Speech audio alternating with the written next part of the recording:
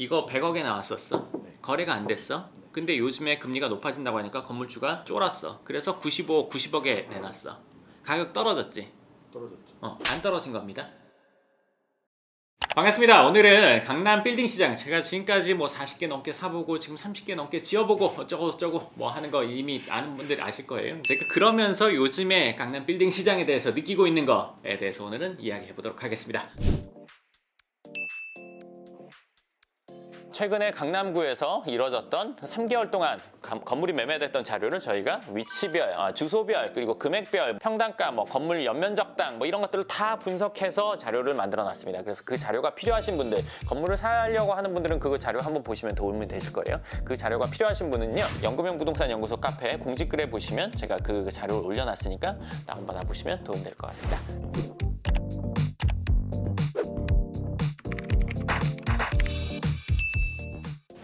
오늘 이제 대출 금리가 오르면서 한 7.1% 정도가 빌딩 가격이 내렸대요. 그거 야. 보시면 좀 어떠신지.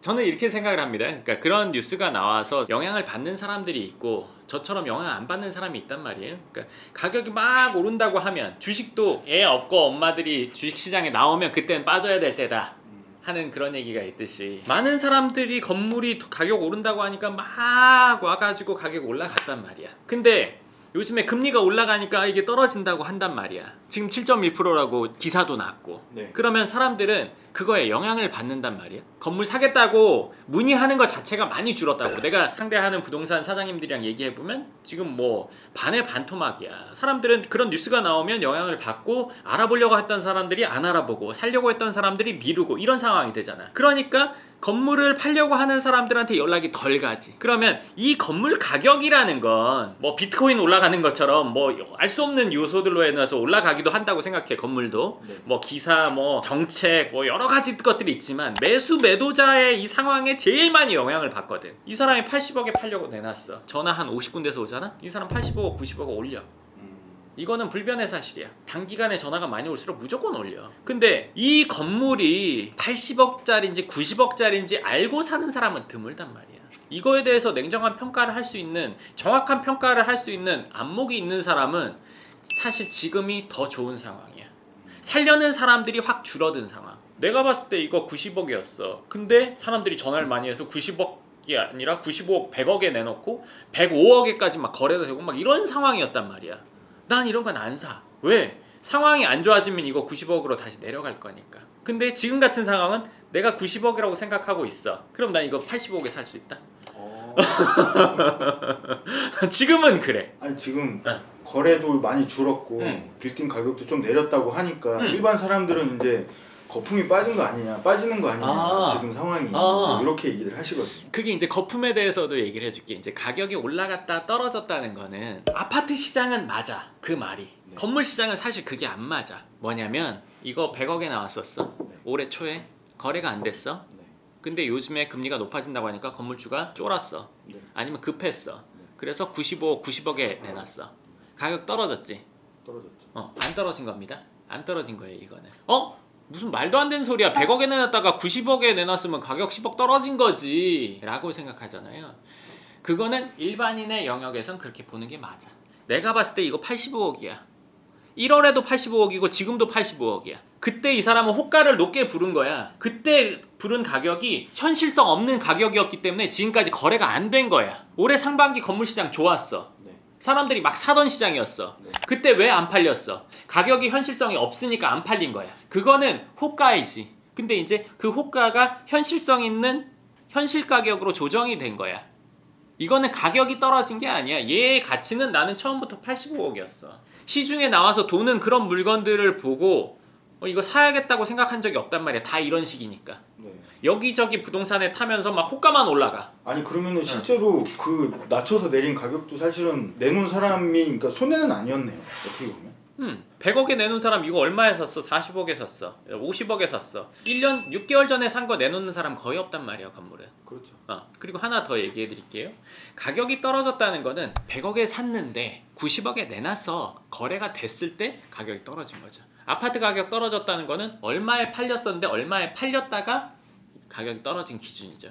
근데 건물은 지금 그런 사례는 없을 거예요. 제가 말하는 건 강남 기준입니다. 늘 언제나 강남의 건물을 100억 주고 샀는데 90억에 판 경우 나 못 봤어. 지금도 앞으로 없을 거야.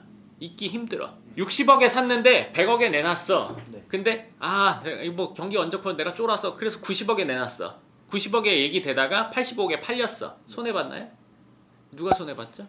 50억 득 보려다가 35억 득 봤어요. 쟤 바보야 이렇게 할 수 있나요? 좀 덜 번 거죠. 네, 덜 벌었다고 할 수 있겠지만 건물 가격이 떨어졌다고 하면 50억 기준으로 낮아져야 떨어진 거죠.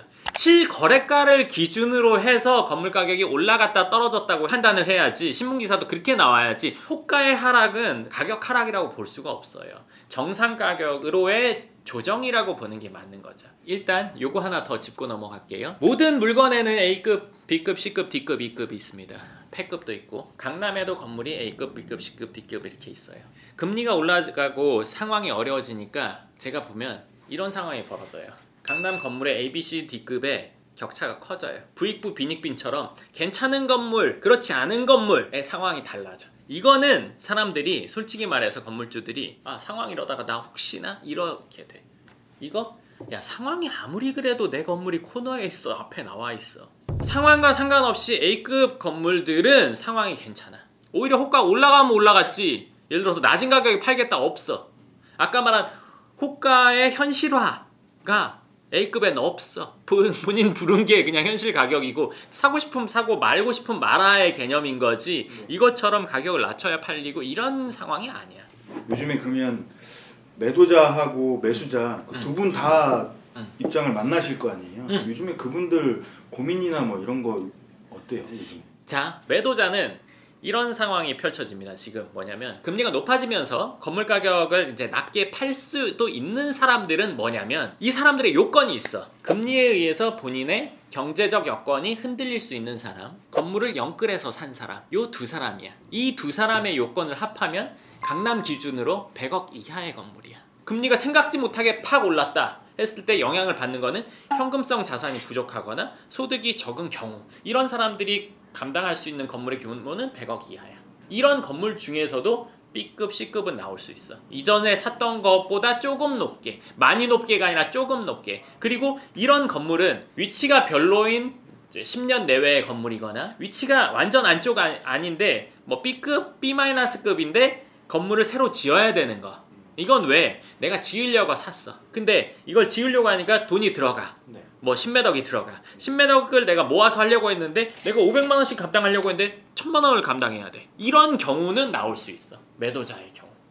근데 그렇지 않고 뭐 100억이 훌쩍 넘어간다. 100억 중반이 넘어간다. 이런 것들이 싸게 나오기는 그 당사자가 사업이 망하기 전에는 어려워. 그러면 아까 그 사람처럼 똑같은 말 아니냐. 이건 다른 거야. 어떤 시대에도 본인 사업이 망해서 건물이 나온 경우는 있긴 있었지만 그거 많지 않아. 생각해봐. 규모가 아예 커져버리면 이 규모 커진 사람들은 혹시나 있을 어려움에 대비를 다 한단 말이야. 건물에 다 몰빵해놓고 옥탑방 살지 않고 건물 하나 집만 있는 게 아니고 이걸 산지 몇 년이 됐을 거면 현금성 자산 어느 정도 갖고 있고 어느 정도를 버틸 상황이 된단 말이야. 근데 사업이 갑자기 망해서 어쩔 수 없는 상황이 있긴 있어. 드물어. 대부분 강남에 150억대 이상 200억대 넘는 상황에 그 정도 규모의 건물을 산 사람들은 사업이 탄탄해. 근데 아마 가격이 낮아지거나 호가가 낮아지는 건 100억 내외. 그리고 매수자의 입장에서 보면 지금 금리 높아져. 살려고 보니까 본전이야. 월세 받아 대출이자 내면 본전이야. 내지는 뭐 내가 더 내야 돼. 여건이 어려워진다고 해. 내년 말이면 괜찮은 물건 나올 수 있다고 생각해.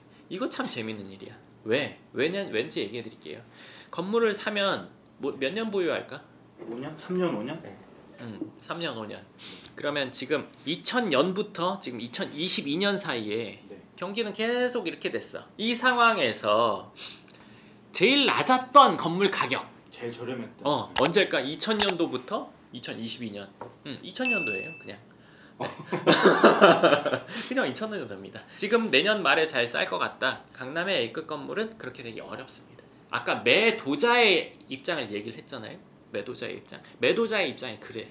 그리고 본인은 건물 가격 떨어지면 왜 사야지 생각해요. 난 괜찮거든. 그 괜찮은 사람이 산 게 그 건물이에요. 나보다 좀 더 일찍 괜찮아진 사람이 그 건물 샀네요. 그럼 이 사람이 어려워지기를 바라야 된단 말이에요. 망하기를. 제가 이 전전 영상에서 건물 살 때 아닙니다 얘기한 영상에서 말씀드린 것처럼 내가 안목이 있냐 없냐의 차이로 인해서 건물을 살 때 안 살 때 사야 될 건물 안 사야 될 건물이 정해지는 거지 현실적인 매물을 얘기하지 않고 경제 이론에 의해서 파도가 어쩌고 저쩌고 이때는 뭐 그래프가 어쩌고 저쩌고 그런 일은 없습니다.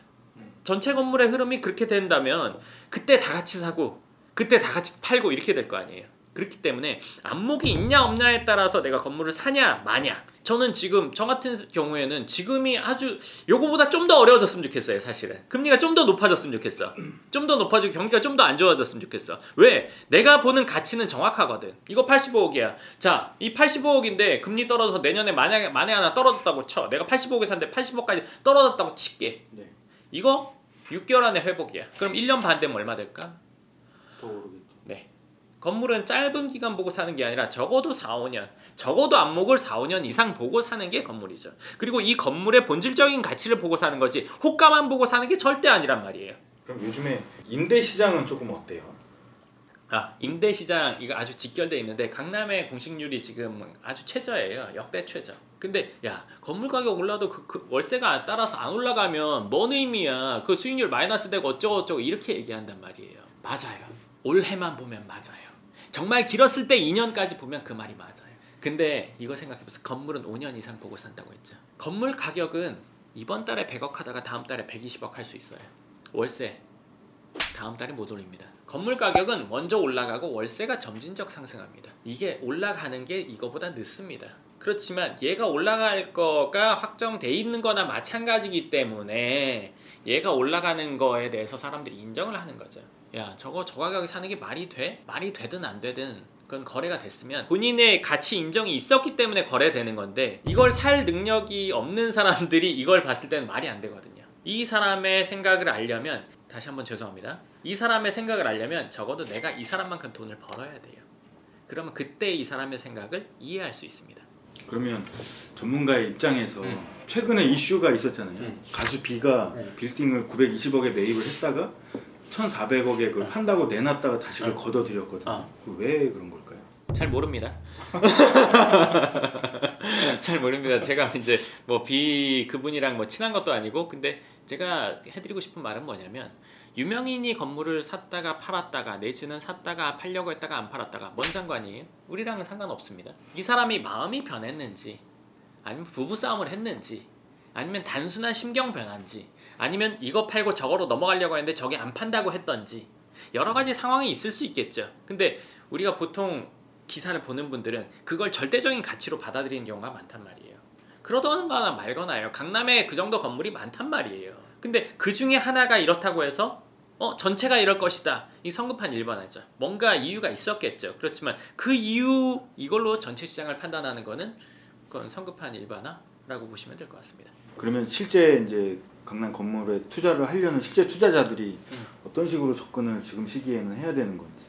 지금은 건물에 대한 안목이 없는 사람이 있고 있는 사람이 있다면 건물에 대한 안목이 있는 사람은 건물을 살 시기예요. 예를 들어서 저 같은 사람은 저는 지금 너무너무 상황이 좋다고 생각을 합니다. 물론 그 건물의 본질적인 가치를 어느 정도인지 파악할 수가 있어야 된단 말이에요. 이런 사람들한테는 건물을 살 시기예요. 근데 안목이 없는 사람들 이런 분들은 지금 사실은 좀 아쉽죠. 이전에 안목을 기르고 지금 같을 때 사는 상황이 돼야 되는 게 맞는 건데 지금 안목을 기르는 수밖에 없죠. 이분들한테는 어느 시점에나 안목을 길러야 되는 상황이고 그 안목이 있는 사람들한테는 사실은 언제나 건물을 살 상황이에요. 실력이 있고 없고의 차이인 거지 시기의 문제는 절대 아니라는 거 꼭 얘기해 드리고 싶습니다.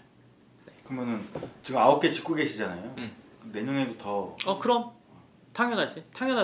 네, 당연하죠. 저는 지금 훨씬 더 유리한 상황이라고 생각합니다. 그러면 이제 소장님을 이제 상담 오시는 분들은 사실 처음 사시는 분들이라 많지. 안목이 없잖아요. 소장님이 안목을 대여해 주는 건가요? 네, 모든 대여에는 대여비가 듭니다. 얼마든지 가능하고요. 일단은 제가 이제 건물을 선택하고 이런 것들을 아무래도 많이 하다 보니까 저를 통해서 뭔가 판단을 받으려는 분들, 저를 통해서 건물을 가지려는 분들, 저와 함께 그 과정을 하려는 분들이 많이 있고 제 건물도 하지만 제 건물 하듯이 그분들 건물도 진행을 해드리니까요. 그래서 그분들도 확실하게 괜찮은 그런 것들로 진행이 되고 있습니다. 네, 좋습니다. 요즘에 제가 느끼는 강남의 빌딩 시장에 대해서 얘기를 했는데요. 이게 오래 하다 보니까 사람들을 만나면서 느끼기도 하고, 그리고 제가 진행을 하면서, 그리고 호가를 듣는 거, 그리고 나오는 매물들 검토해 보면서 느끼는 얘기거든요. 그러면서 이런 얘기는 한번 해줘야겠다. 어느 시기가 오는 것, 살 시기, 팔 시기가 있는 게 아니라 실력이 있는 자에게는 언제든지 실행해야 될 시기, 실력이 없는 사람은 언제나 실력을 쌓아야 되는 시기일 뿐인 거지. 그래서 오늘 그 얘기를, 현실적인 얘기를 한번 해드리고 싶었습니다. 네, 좋습니다. 그럼 오늘은 여기까지 하도록 하고요. 또 다음 영상에서 뵙도록 하겠습니다. 감사합니다.